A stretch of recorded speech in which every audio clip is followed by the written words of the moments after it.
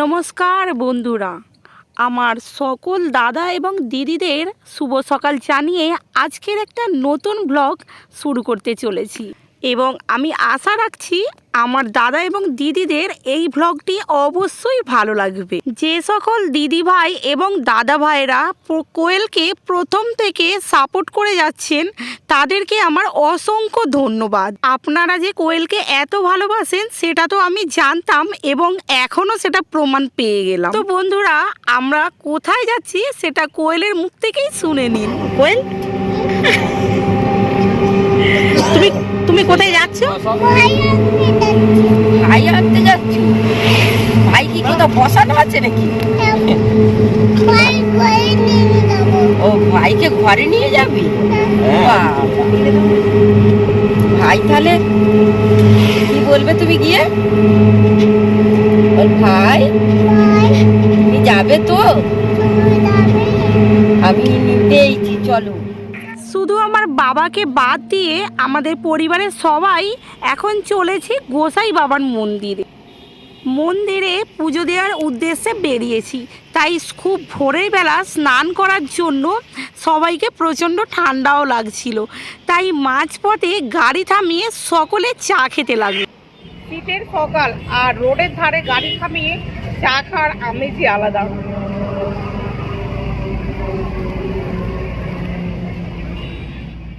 খুব ভোরের বেলা রওনা দেওয়ার জন্য আমরা একটা টোটো বুক করেছিলাম, তাই উলুবেড়িয়া স্টেশন পর্যন্ত পৌঁছাতে প্রায় 8 ঘন্টা সময় লেগেছিল।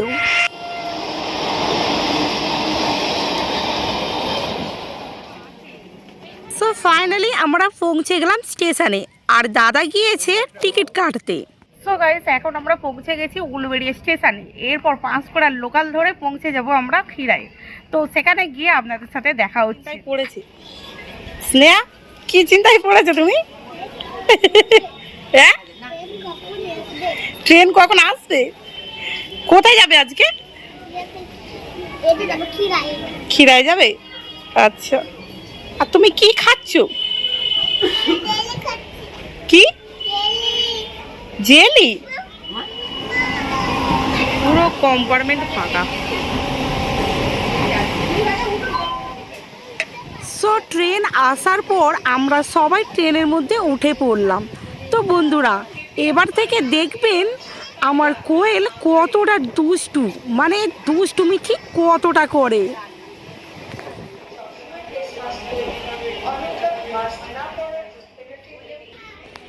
ট্রেন ছুটেছে তো ছুটেছে, অনেকটা সময় পেরিয়ে গেল।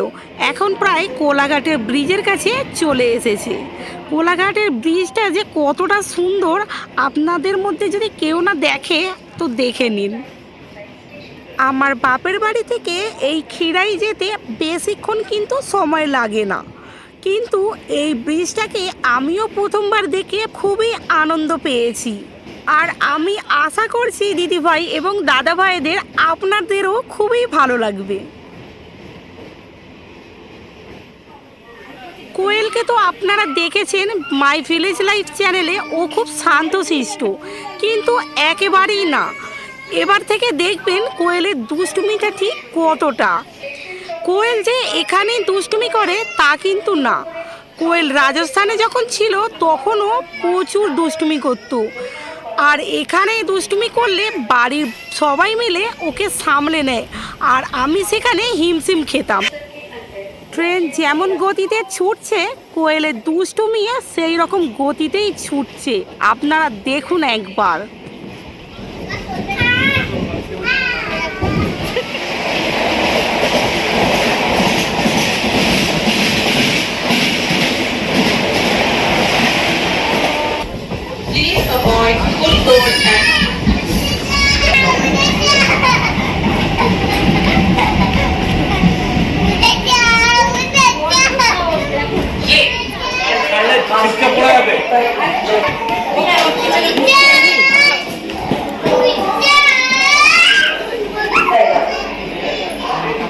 गाड़ी को स्वच्छ रखने में हमारी Please help us to keep the train clean. कृपया पायदान एवं छत पर একটা 2.5 বছরের বাচ্চা সবাইকে হিমশিম খাইয়ে দিচ্ছে একটা বাচ্চাকে সামলানোর জন্য। গ্রামের মধ্যে যে সুন্দর প্রকৃতিটা দেখতে পাওয়া যায় সেটা কিন্তু শহরের মধ্যে নেই। যেমন গ্রামের মধ্যে খাল, বিল, নদী, নালা সব কিছুই দেখতে পাওয়া যায়। আর গ্রামের বৈশিষ্ট্য হলো এরা রোগে ভোগে কম, আর যে কোনো সবজি খায় খুবই টাটকা।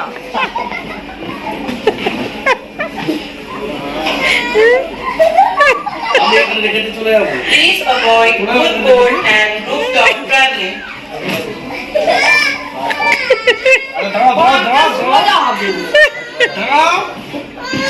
জ্যাকেটটা খারাপ হয়ে যাচ্ছে। স্টেশন চত্বরে বা ট্রেনে ভ্রমণের সময় অনুগ্রহ করে সবসময় ফেস মাস্ক পরবেন। অন্যথায় মাস্ক না পরার জন্য জরিমানা করা হবে। মাথায় লেগে যাবে এটা।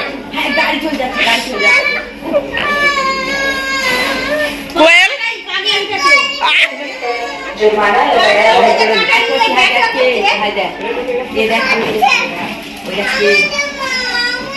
তো আমাদের এই ট্রেন জার্নিটা যে কি মুশকিলে কেটেছে সেটা তো আপনারা নিজের চোখেই দেখলেন। তো আমরা পৌঁছে গেলাম হাওড় স্টেশনে। তারপরে এই প্ল্যাটফর্ম পেরিয়ে কিছুটা পথ গেলেই দেখতে পাবো একটা টোটো স্ট্যান্ড।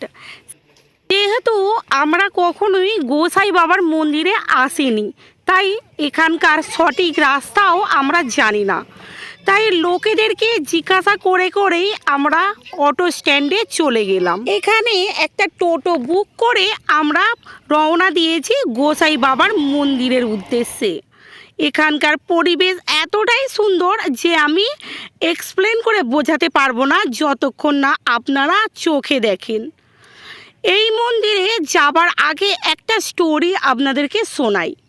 কেন এই গোসাই বাবার মন্দির এত বিখ্যাত, কেন এত লোক এখানে ভিড় করে, কি কারণ আছে এর পিছনে, পুরো গল্পটাই শোনাবো আমি আজকের এই ভিডিওর মাধ্যমে।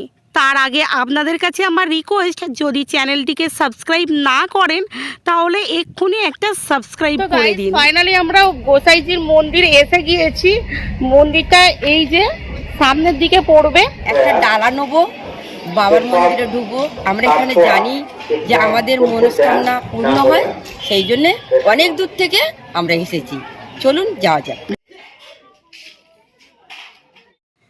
এই মন্দিরের ইতিহাসটা এবার বলি। গোসাই বাবা আর শ্রী চৈতন্যদেব এরা হলেন দু সখা। এরা দুজন পুরী যাওয়ার উদ্দেশ্যে রওনা দিয়েছিলেন।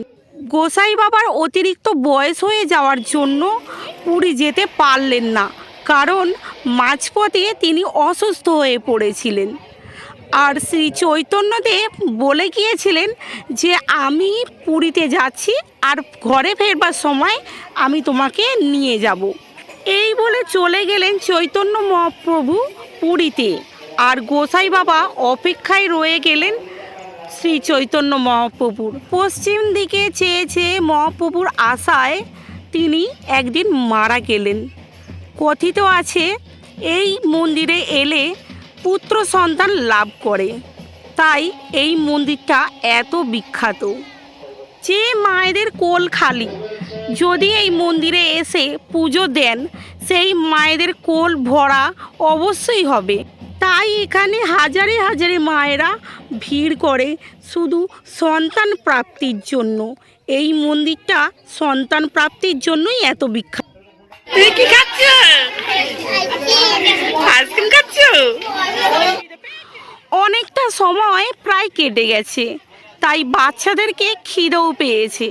আমি কোয়েলকে একটা দোকানে নিয়ে গেলাম, সঙ্গে একটা জুস, আইসক্রিম, কিন্ডার জয় আর মুড়ি ঘুগনি কিনে দিলাম। ও ওখানে আরাম করে খেলো, আর স্নেহার জন্য কিনে নিয়ে গেলাম। খাও, ভালো খেতে, খাও।